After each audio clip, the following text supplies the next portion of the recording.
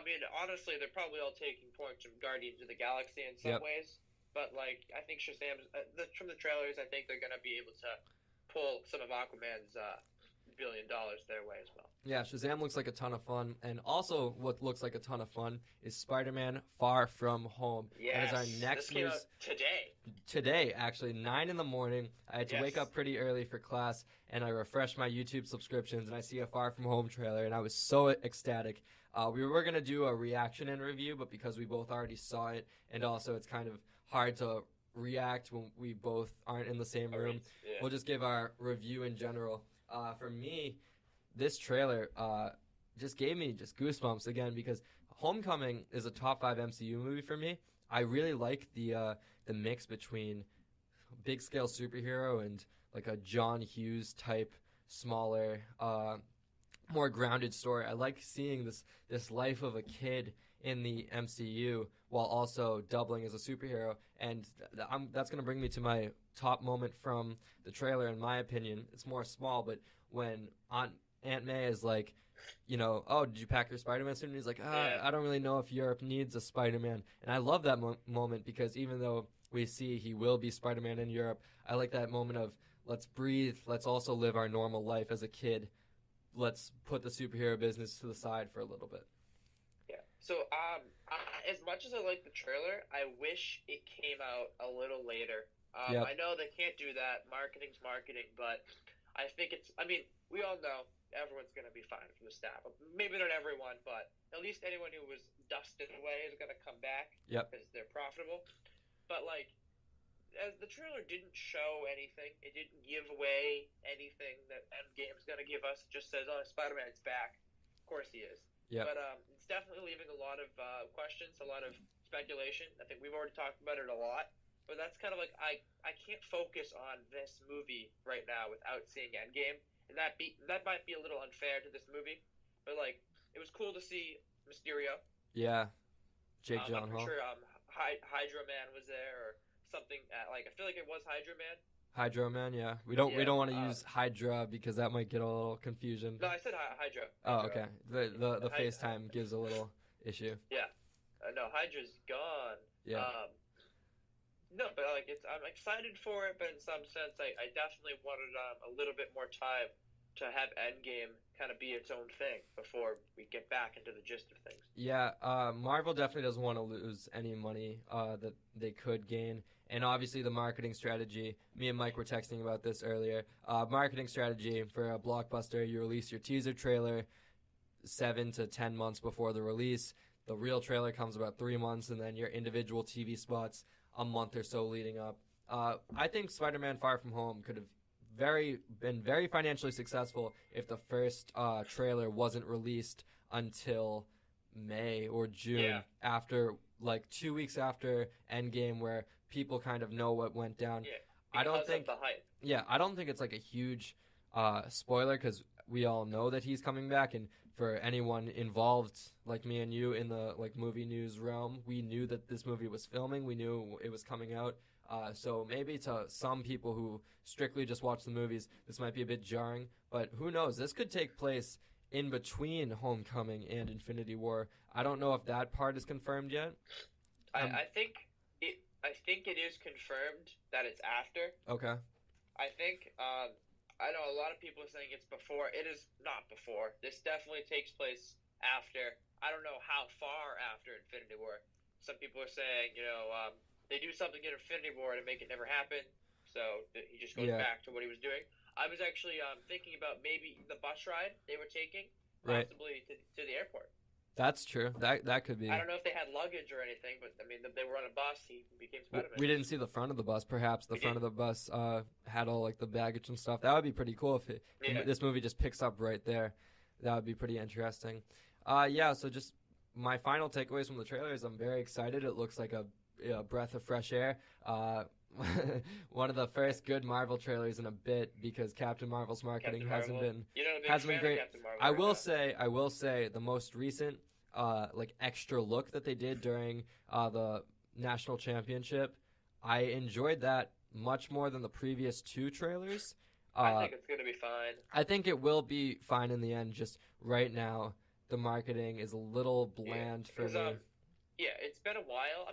Not a while since they've had to introduce a new superhero. Actually, no, it has kind of been a while since they've introduced a brand new superhero. Yeah, because Black Panther was introduced in Civil War. Yeah, Civil War, which made it very easy to kind of have him in his movie there, and then have him in his own movie. So I guess like the last person was Doctor Strange back in 2016. Yeah, and those trailers I think was different though, because it's a well-known actor that coming back. So Brie Larson's not as well known as him. Yeah, well she does have an Oscar, but she's done more indie movies. She does for The Room, yes. Yeah, for Room, just Room, not The Room. Not The Room. Yeah. All right. So with that being said, do you have any final thoughts on the Far From Home trailer? It was a really cool teaser trailer.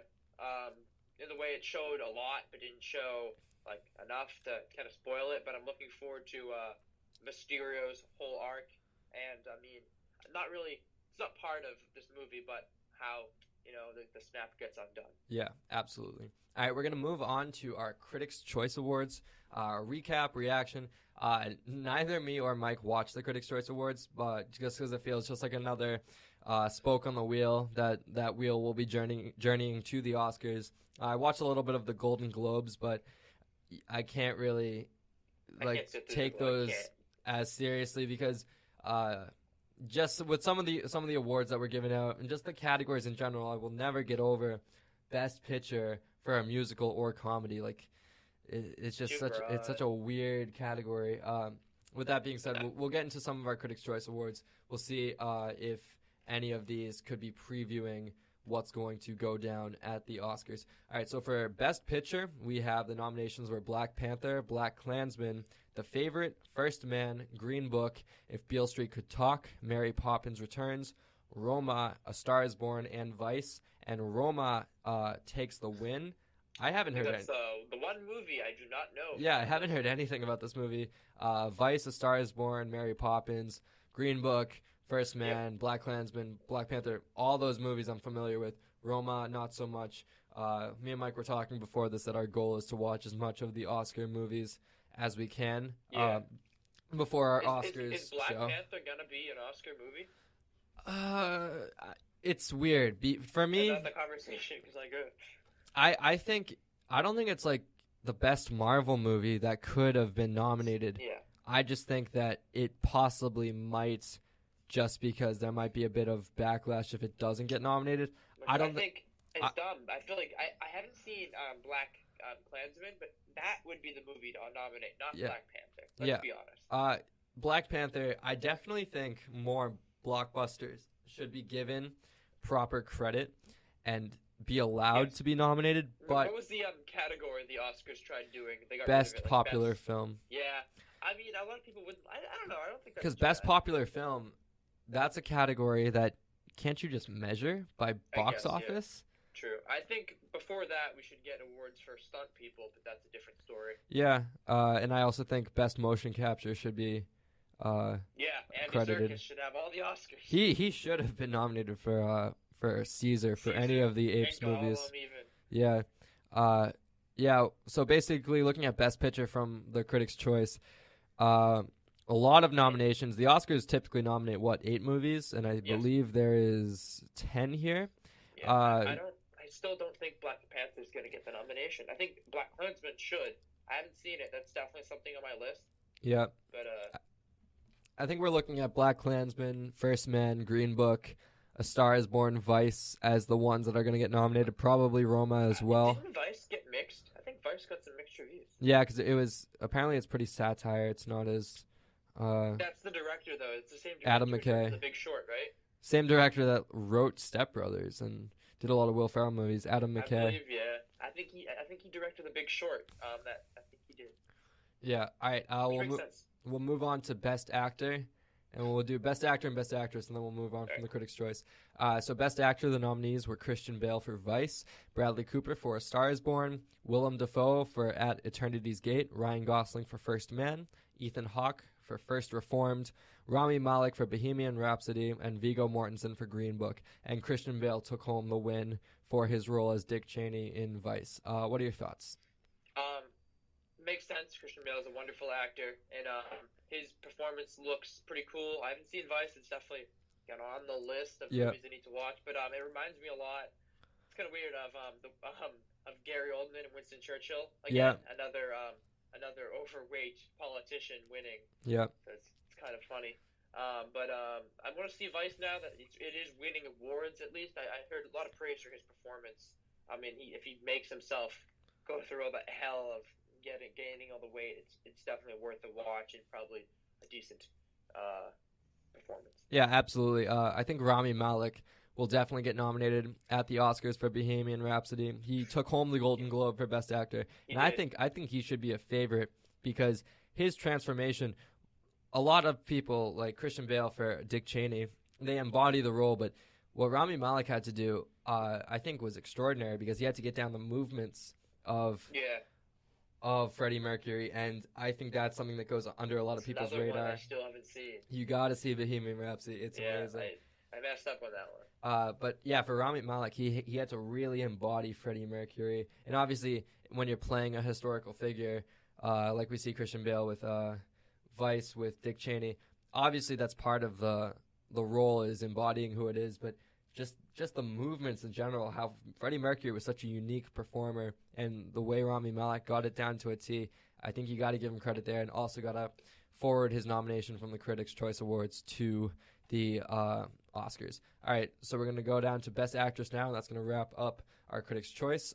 Best Actress, our nominations are Yalitza Aparicio for Roma, Emily Blunt for Mary Poppins Returns, Glenn Close for The Wife, Toni Collette for Hereditary, Olivia Colman for The Favorite, Lady Gaga for A Star is Born, and Melissa McCarthy for Can You Ever Forgive Me? And a bit of unprecedented results here with Glenn Close and Lady Gaga taking home Best Actress as co-winners.